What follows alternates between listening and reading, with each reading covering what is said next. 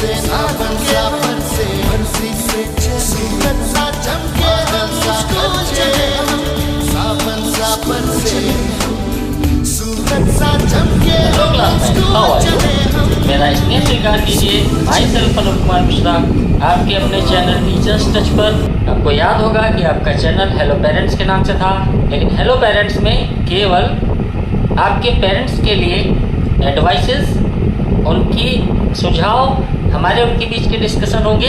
लेकिन आपके लिए जो आपका चैनल है वो टीचर्स टच है, और टीचर्स टच चैनल को आप लोग ज़रूर सब्सक्राइब करेंगे और ज़रूर लाइक करेंगे। तो मैं शुरू कर रहा हूँ आज का अपना वीडियो, जिसमें हम और आप बात करने वाले हैं कि एसएसटी में कौन कौन से टॉपिक्स हमको 9th में पढ़ने हैं, जिससे कि हम एसएसटी की गली और मोहल्ले में भी टहल लें। क्योंकि मैथ के गली मोहल्ले में हम आ चुके हैं, टहल चुके हैं, साइंस के मोहल्ले में भी टहल चुके हैं, और आज हम लोग बात करने वाले हैं एसएसटी की, जो कि बच्चों को ये सब्जेक्ट प्रायः देखा गया है कि बहुत प्रॉब्लम क्रिएट करता है। कारण क्या है कि इस सब्जेक्ट को पढ़ाने का मेथड। बाकी दोस्तों, ये एक ऐसा सब्जेक्ट है जो आपके लिए पूरी लाइफ लॉन्ग बहुत ज़्यादा यूज़फुल होने वाला है। अगर आप एसएसटी पर कमांड रखते हैं, आपको सामाजिक विज्ञान का ज्ञान है, तो आप वास्तव में एक सामाजिक प्राणी हैं। ठीक है, यू आर सोशल एनिमल। अगर आपको इसका नॉलेज है तभी आप समाज में बैठ सकते हैं, समाज के लोगों से बात कर सकते हैं।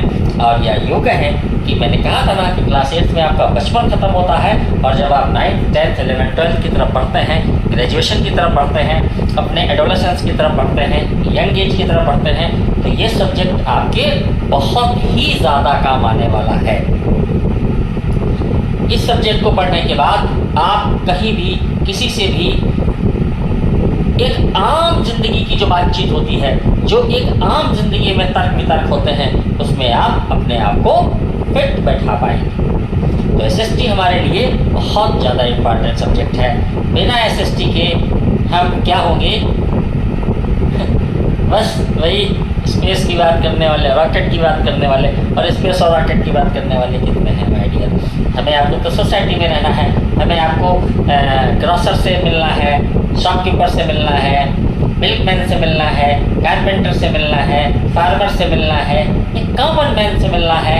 और ये कॉमन मैन से हम तभी मिल पाएंगे जब हमको एसएसटी का अच्छा ज्ञान होगा, इसका बोध होगा। तो चलिए बिना किसी देरी के शुरू करते हैं। छोटा सा वीडियो है, एसएसटी का सिलेबस क्या पढ़ता है क्लास 9th को। रेडी है? चलिए, वेरी गुड। तो प्यारे बच्चों, सबसे पहले हम लोग बात करने वाले हैं कि एसएसटी में जो फर्स्ट हमारा पार्ट है, जो फर्स्ट यूनिट है, उसमें हमें क्या पढ़ना है। तो आप जानते हैं कि उसमें हमें पढ़ना है हिस्ट्री। हिस्ट्री नाम लेते ही एक इतना स्प्रेड, इतना विशाल एक नील गगन सा नजर आता है, एक महागहरा, बहुत विस्तृत महासागर सा नजर आता है। तो ये हमारा हिस्ट्री है। हिस्ट्री है क्या बच्चों? ये हमारा पास्ट है बच्चों, ये हमारा टीचर है जो हमें सिखाता है, हमें बताता है, हमें फ्लैशबैक में ले जाता है। हम क्या थे, क्या रहे होंगे, कैसे रहे होंगे, और आज क्या है। कल से आज तक की जर्नी यहीं से तय होती है सर बच्चों, और आगे आने वाला जो फ्यूचर है वो भी हिस्ट्री से रिलेट करता है। वो कहते हैं ना कि जो अपने इतिहास से नहीं सीखते उनका भविष्य बिगड़ जाता है। तो फ्यूचर और हिस्ट्री एक दूसरे से रिलेट करते हैं। तो देखते हैं कि हिस्ट्री में हमको क्या क्या पढ़ना होगा क्लास 9th में, क्योंकि अभी तक आप 6th, 7th, 8th में जो हिस्ट्री पढ़ के आए हैं, थोड़ा सा उससे डिफर मिलने वाला है। तो सबसे पहले हिस्ट्री में बच्चों हम लोग पढ़ने के लिए जाएंगे रिवोल्यूशन। रिवोल्यूशन, देखिए ऐसे ऐसे शब्द आते हैं कि बिल्कुल मजा आने वाला है।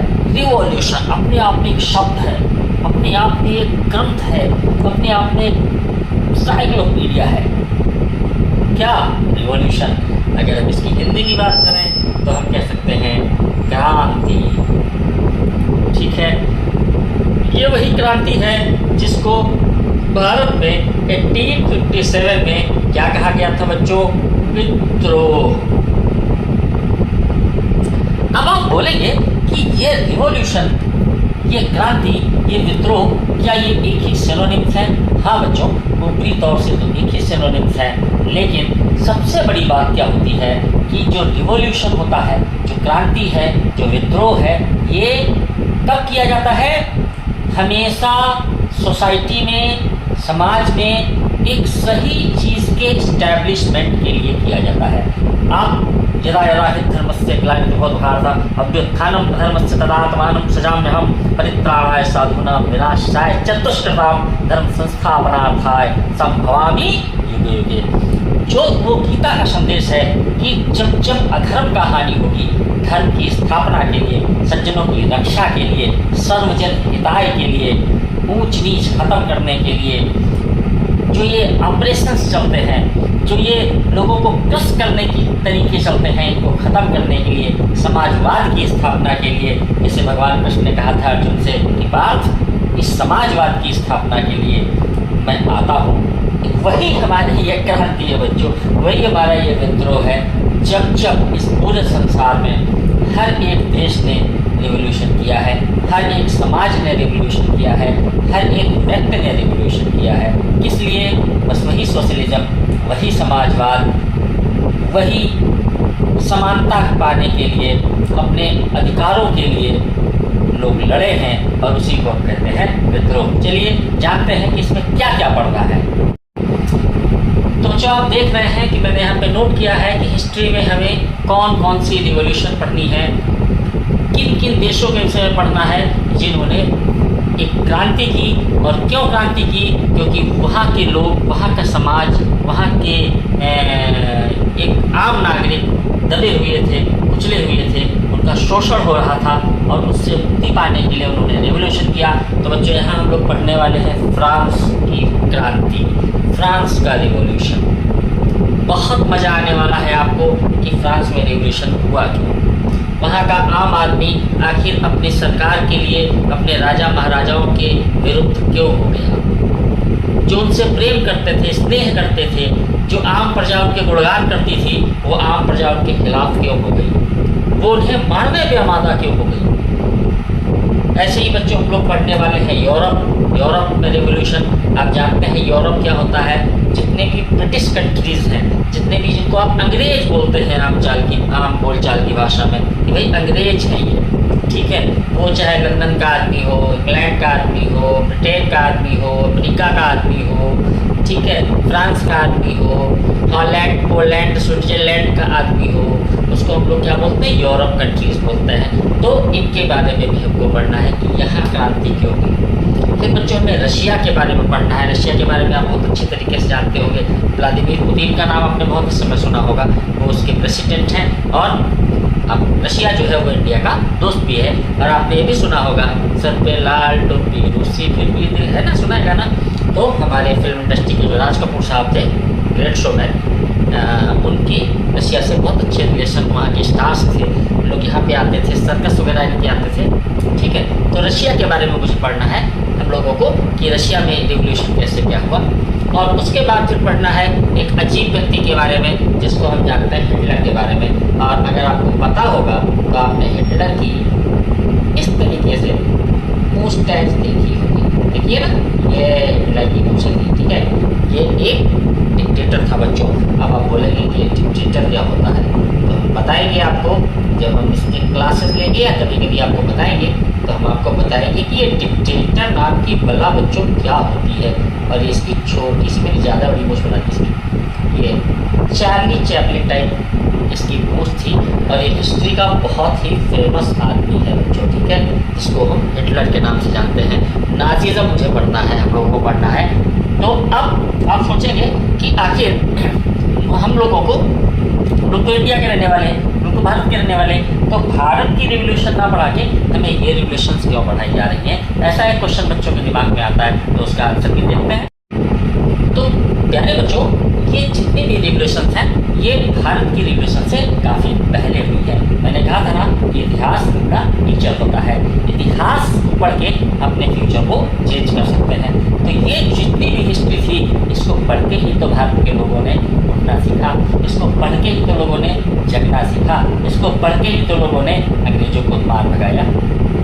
सरदार भगत सिंह, ठीक है, बिपिन चंद्र पाल, ठीक है, महात्मा गांधी को आप ले लीजिए, ठीक है, तो एक सर्वमान्य नेता ही हैं, लेकिन जितना यंगस्टर था वो आप जानते हैं ना, अपने यहाँ का जो यंगस्टर बच्चा था एट दैट टाइम, जब अपने यहाँ आज़ादी की लड़ाई चल रही थी, तो लाहौर कॉलेज में सब पढ़ते थे, और लाहौर कॉलेज उस समय इंग्लिश के लिए बहुत परफेक्ट माना जाता था। तो ये सारे लोग इंग्लिश में बड़े भारतीय थे, सुखदेव, ठीक है, सरदार भगत सिंह और के बिपिन चंद्र पाल, ठीक है, तो ये सारे लोग जो है गोपाल कृष्ण गोखले, लाला लाजपत राय, बाल गंगाधर तिलक, ये सारे लोग इन्होंने फ्रांस की क्रांति पढ़ी, यूरोप की क्रांति पढ़ी, रशिया की, क्या थी वहाँ कैसे ये सब हो गया, वहाँ तो इतना स्ट्रांग फोर्स था, वहाँ तो इतने स्ट्रांग राजा थे। तो जब वहाँ डेमोक्रेसी आ सकती है, जब वहाँ लोकतंत्र आ सकता है, जब वहाँ समाजवाद आ सकता है, तो भारत में क्यों नहीं आ सकता। तो इन सबको पढ़ने के बाद ही भारत जगा और भारत ने भी क्रांति की, अंग्रेजों को मार भगाया और हमको आज़ादी मिली। आज हम लोग आज़ाद भारत के नागरिक हैं। तो ये यहीं से आया है। तो इतने प्रकार की क्रांतियाँ आपको, रिवोल्यूशंस आपको हिस्ट्री में पढ़ने हैं। चलिए देखते हैं हिस्ट्री के बाद का पोर्शन क्या है। तो बच्चों, इसके बाद हम लोगों को जो टॉपिक पढ़ना है हिस्ट्री के बाद, वो पढ़ना है इकोनॉमिक्स। आप इनको जान गए होंगे, ये आपके हैं पिग्गी बैंक और इसमें जा रहा है रुपीस, राइट। तो बच्चों, इकोनॉमिक्स हम लोगों को पढ़नी है। जनरली जो साइंस का बच्चा होता है वो इकोनॉमिक्स को थोड़ा सा हल्के में लेता है, और आगे जो कॉम्पिटिशन्स आते हैं बच्चों, उनमें इसके क्वेश्चंस बहुत आते हैं। तो आपको इकोनॉमिक्स में अभी से ध्यान लगाना है, इसको छोड़ना नहीं है, इसको बोरियत भरा सब्जेक्ट नहीं मानना है। क्योंकि साइंस वाले बच्चे मैथ के क्वेश्चन कर डालते हैं, फिजिक्स के कर डालते हैं, केमिस्ट्री के कर डालते हैं, लेकिन लेकिन लेकिन बैठ जाते हैं इकोनॉमिक्स में। पता लगा 10 से 15 क्वेश्चन दिमाग हो गए, नेगेटिव मार्किंग है, कॉम्पिटिशन में सेलेक्ट नहीं हुई है। इसलिए आपको इकोनॉमिक्स ध्यान से पढ़नी है। ये आपके सिलेबस में रखा गया है, तो कुछ सोच समझ के ही रखा गया होगा। तो बच्चों, इकोनॉमिक्स की हिंदी में आपको थोड़ी सी बता देता हूँ। इकोनॉमिक्स का मतलब होता है अर्थशास्त्र, अर्थशास्त्र। और इसका अर्थ मीनिंग से कतई नहीं है बच्चों, इसका पूरा पूरा कहानी जो जुड़ी हुई है वो जुड़ी हुई है मुद्रा से। मुद्रा नहीं भाई, मुद्रा, मुद्रा माने क्वाइन, पैसा, सरल भाषा में है ना, रुपया, डॉलर, ये, ठीक है, रियाल, अब जो भी कहते हैं, ठीक है। तो ये इकोनॉमिक्स है हमारे पास, कि इकोनॉमिक्स जो हमारा अर्थशास्त्र है, जिस पर बहुत कुछ डिपेंड करता है, सब कुछ तो नहीं लेकिन बहुत कुछ डिपेंड करता है। बिना पैसे के कुछ भी संभव नहीं है, बहुत कुछ संभव है लेकिन कुछ भी संभव नहीं है। पैसा नहीं है, मेडिकल नहीं है, पैसा नहीं है, सुख सुविधाएँ नहीं है, पैसा नहीं है, ऐशो आराम नहीं है, पैसा नहीं है, अच्छे कपड़े नहीं है, पैसा नहीं है, अच्छी नींद नहीं है। लेकिन आप कह सकते हैं कि पैसा है तो भी नहीं है। बिल्कुल आपकी बात सही है, लेकिन पैसे का मतलब अति सर्वोत्तर वर्ज्य, अति की भी बात नहीं कर रहा। बाकी पैसे से किसी का मन घटता नहीं है, सब किताबी बातें हैं, पैसा जितना आ जाए उतना ही अच्छा है। तो अर्थशास्त्र जो होता है, ये आप अपने परिवार को लेकर के चलेंगे तो आप इसको बहुत झट से समझ जाएंगे। अर्थशास्त्र का मतलब है कि हमारे घर में पैसा कहाँ से आ रहा है और वो पैसा कहाँ कहाँ पे खर्चा हो रहा है, और फिर आखिरी में कितना कितना बच रहा है, और जो बच रहा है फिर उसका खर्चा कहाँ कहाँ पे हो रहा है। बस पूरा अर्थशास्त्र यही है। जैसे हमारे आपके घर का अर्थशास्त्र है, वैसे पूरी कंट्री का अर्थशास्त्र है। हमारे घर में जब कोई कमाता है, मान लीजिए फादर कमाते हैं, उनका सैलरी मिलता है, तो आपने देखा होगा कि हमारे आपके घर में हिसाब किताब बनता है, पर्चे बनाए जाते हैं कि भाई अब ये काम पहले करना है, ये काम पहले करना है, बुक्स लानी है, एडमिशन कराना है, कपड़े लाने हैं, उनका बर्थडे है इसके लिए रिजर्व रखना है। फिर हमारी मदर्स जो गजब की अर्थशास्त्री होती हैं, सब्जी इतने की आएगी, किराने का सामान इतने का आएगा, फिर ये सब निकल गया, दूध वाले को इतना पैसा देना, ये करना वो करना, फिर बचा कितना है ना। क्यों बचत, क्यों? फ्यूचर के लिए बच्चों। आदमी फ्यूचर के लिए हमेशा से जागरूक रहा है, तो फ्यूचर के लिए बचत, कल को आवश्यकता पड़ जाएगी, ज़्यादा पैसे की आवश्यकता पड़ जाएगी, तो ये छोटी छोटी बचत हमारी काम आएगी। तो यही पूरा इकोनॉमिक्स में हमको पढ़ना है कि हमारे देश की इकोनॉमिक जो स्थिति है या जो इकोनॉमिकल स्टेप्स हैं, जो इकोनॉमिकल छोटी छोटी चीज़ें हैं, वो कहाँ से डील होती हैं, कैसे पैसा आता है, कहाँ से आता है, कहाँ यूज़ किया जाता है, किस किस में यूज़ किया जाता है, सड़कें कैसे बनती हैं, हॉस्पिटल कैसे खुलते हैं, फ्री इलाज कैसे होता है, फ्री राशन कैसे मिल रहा है, लाइटें सरकार कैसे लगवा रही है, etcetera etcetera etcetera etcetera, tax regime क्या होती है, टैक्स क्या होता है, तो सब कुछ हमें इसके बारे में पढ़ना है। बहुत इंपॉर्टेंट चीज़ है बच्चों, छोड़ना नहीं, इसको पढ़ना ही पढ़ना है। ठीक है, चलिए देखते हैं। फिर हिस्ट्री हो गया, इकोनॉमिक्स हो गया, अब एक इंपॉर्टेंट चीज़ बची है, इसको बोलते हैं जियोग्राफी। देखते हैं उसमें क्या पढ़ना है। जियोग्राफी का पोर्शन जैसे ही बच्चों एसएसटी में आपका स्टार्ट होने वाला है तो आपको थोड़ी सी सहूलियत मिलने वाली है, क्योंकि यहाँ हम लोग क्या पढ़ने वाले हैं, टोटल इंडिया के बारे में, और यहाँ से काफ़ी हिस्सा आपको मिलने वाला है 6th 7th और 8th से। याद रखिएगा बच्चों, अगर आपने 6th 7th 8th की जियोग्राफी कायदे से पढ़ी है तो फिर आपको 9th क्लास की जियोग्राफी में कुछ भी नया नहीं मिल रहा, सब कुछ वही, थोड़ा सा चेंज होगा 2-3%। अब पढ़ना क्या क्या होगा, वही लैंडमार्क्स, ऑल अबाउट इंडिया, है ना। ज्योग्राफी का मतलब क्या है, ज्योग्राफी का मतलब जियोग्राफ, जियो माने अर्थ, ग्राफ माने उसका पूरा लेखा जोखा, धरती है तो कैसी है, खास तौर से भारत के विषय में कि भारत में जो लैंड मास है वो कैसा है।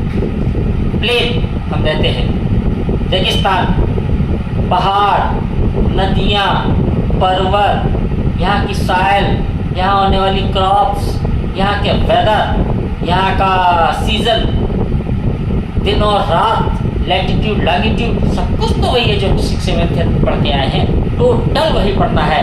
थार का रेगिस्तान स्थल पढ़ना है हम लोगों को, डेक्कन के प्लेट्यूज पढ़ने हैं, रिवर्स के बारे में पढ़ना है, Ganga Brahmaputra Yamuna etcetera etcetera etcetera, tributaries पढ़नी है हम लोगों को, हम लोगों को सागरों के बारे में पढ़ना है, हम लोगों को कोस्टल लाइन पढ़ना है कि भारत में टापू कहाँ कहाँ है, टापू वाले स्टेट कौन कौन से हैं, तो इसमें बड़ा मज़ा आने वाला है। तो मैं आपसे बार बार अपील करता हूँ बच्चों कि इन लेसन्स को बहुत डीपली पढ़िएगा, क्योंकि आगे आने वाले कॉम्पिटिशन में जब साइंस का बच्चा जाता है तो अपनी पिछली लापरवाहियों के कारण उसका फ्यूचर खराब होता है, कॉम्पिटिशन बीट नहीं कर पाता, उसके इसमें मार्क्स कम रह जाते हैं। तो इसके बहुत अच्छे से नोट्स बनाइएगा, बहुत अच्छे से पढ़िएगा, और टीचर्स भी आपको बहुत अच्छे से पढ़ाएंगे।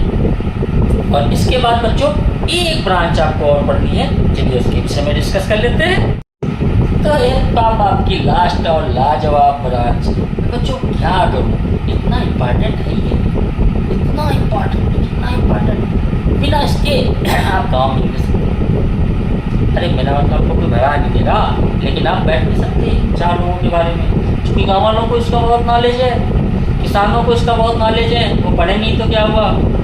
और अगर आपको नॉलेज होगा ना तो आप अच्छे अच्छे फैक्ट के साथ में बैठेंगे, इंटेलिजेंट लोगों के बीच बैठेंगे, पॉलिटिशियन के बीच बैठ के बात कर सकते हैं, अधिकारियों के बीच में बैठ के बात कर सकते हैं, टीचर्स के बीच में बैठ के बात कर सकते हैं, इंटेलिजेंट बच्चों के बीच में बैठ के बात कर सकते हैं। समाज के लोग जो हमारे युवा होते हैं, आप देखते हैं गाँव में तमाम प्रकार की चर्चाएँ होती हैं, पॉलिटिक्स से संबंधित चर्चाएं होती हैं, इलेक्शन से संबंधित चर्चाएं होती हैं, उनमें आप पार्टिसिपेट कर सकते हैं, उनमें आप बातचीत कर सकते हैं। तो चलिए हम लोग बात करते हैं कि अगली ब्रांच हमारी है बच्चों सिविक्स। क्या बात है बच्चों, मुझे बड़ा मज़ा आ जाता है, इसको बोलते हैं नागरिक शास्त्र, हिंदी में नागरिक शास्त्र, है ना, नागरिक शास्त्र।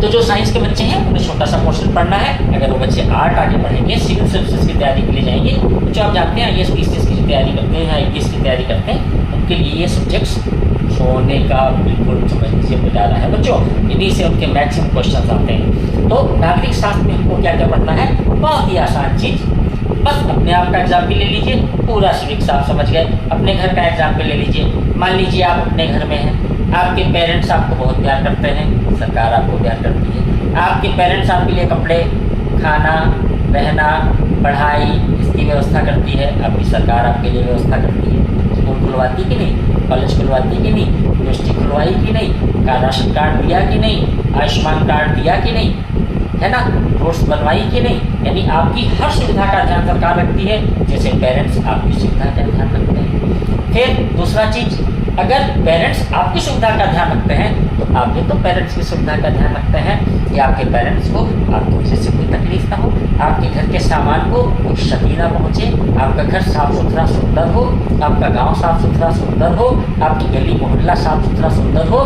यही तो हमारे देश के नागरिक का कर्तव्य है कि वो हमारे देश को साफ सुथरा सुंदर रखें, हम देश की चीज़ों को क्षति ना पहुँचाएँ, हम देश की चीज़ों को संरक्षित रखें। जैसे हम अपने घर में बड़े बुजुर्गों का सम्मान करते हैं, ऐसे ही हम देश के मानवताओं का सम्मान करें, हम देश के राष्ट्र चिन्ह का सम्मान करें, राष्ट्रगान का सम्मान करें, देश की हर एक वस्तु से स्नेह करें, प्रेम करें, आदर करें, सम्मान करें। अपने देश के हीरो सलमान खान, शाहरुख खान और ये अमिताभ बच्चन, इनकी बात मैं नहीं कर रहा, सम्मान तो आपको इनका भी करना चाहिए, लेकिन मैं हीरोज़ की बात कर रहा हूँ जिन्होंने हमारे देश के लिए अपनी बलिवेदी पे कुर्बान हो गए, अपने सरों की भेंट चढ़ा दी। उनका सम्मान करें, अपने देश के महान नेताओं का सम्मान करें, लोकतंत्र का सम्मान करें, डेमोक्रेसी का सम्मान करें। और यही तो सिविक्स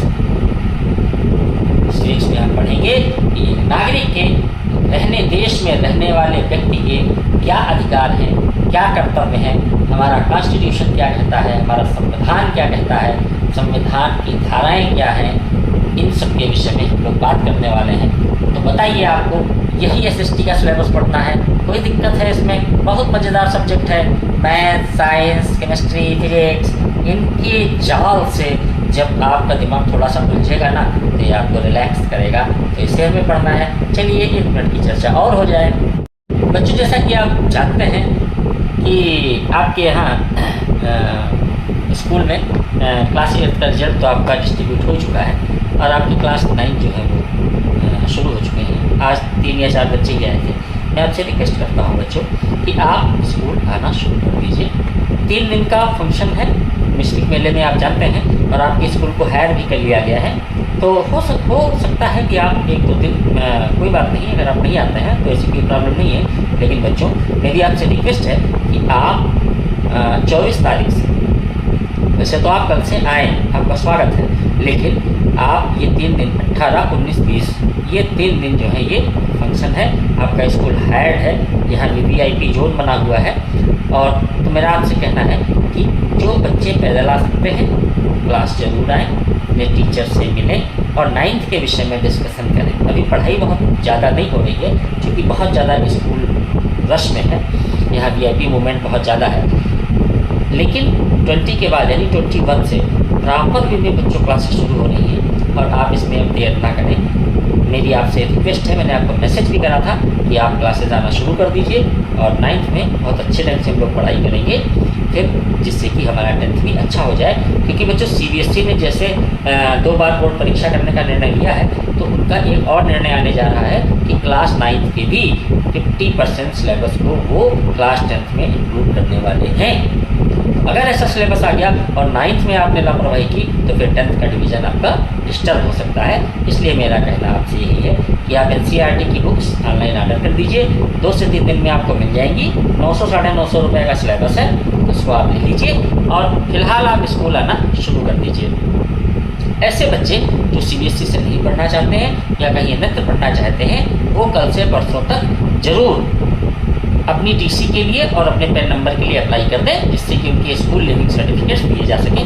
क्योंकि बच्चों 21 को बोर्ड का जो रजिस्ट्रेशन फॉर्म होता है उसके लिए हम लोग अप्रोच करेंगे स्टडी वैली स्कूल से कि वहाँ से मिल जाए। तो उसके लिए कुछ निर्धारित फी स्ट्रक्चर है उनका कि उतना फीस ऑनलाइन सबमिट करके सीबीएसई से वो फॉर्म जो है निकलते हैं। तो मान लीजिए हम सारे बच्चों के फॉर्म ले आते हैं और आप में से कोई बच्चा मिस करता है या नहीं पढ़ना चाहता है तो टीसी के साथ फिर चार्जेस को भी देने पड़ेंगे, क्योंकि स्कूल इतना मोटा अमाउंट 2500 रुपये का नहीं कर सकता। तो आपसे रिक्वेस्ट मेरी ये है कि आप अपने आप को प्रिपेयर कर लीजिए कि आप जहाँ पढ़ें, लेकिन आप पढ़ाई शुरू कर दीजिए। और यहाँ पढ़ना चाहते हैं तो कल सुबह 9 बजे से लगा करके 1 बजे के बीच आइए या परसों आइए और अपने पेरेंट्स का आधार कार्ड लेकर के और 2500 रुपीज़ लेकर के आकर के अपना रजिस्ट्रेशन करा दीजिए, जिससे कि आपके फॉर्म मंगाए जा सके। तो बच्चों, आज एसएसटी की चर्चा हुई है, कल हम लोग बहुत अच्छी सी चर्चा करने वाले हैं और देखेंगे कि आखिर जो इंग्लिश का सिलेबस है उसमें किस तरीके से स्टेट बोर्ड से सीबीएसई डिफरेंट आता है। तो कल तक के लिए हम लोग थोड़ा सा वेट करेंगे और कल मिलते हैं आपके साथ एक वीडियो में। अच्छा बच्चों, एक चीज़ और कहनी थी मिश्रिक महोत्सव के बारे में। बच्चों, मिश्रिक नैमिषारण्य जो अभी मेला हुआ है उसका महोत्सव चल रहा है, तो आप उसका भरपूर आनंद उठाइए।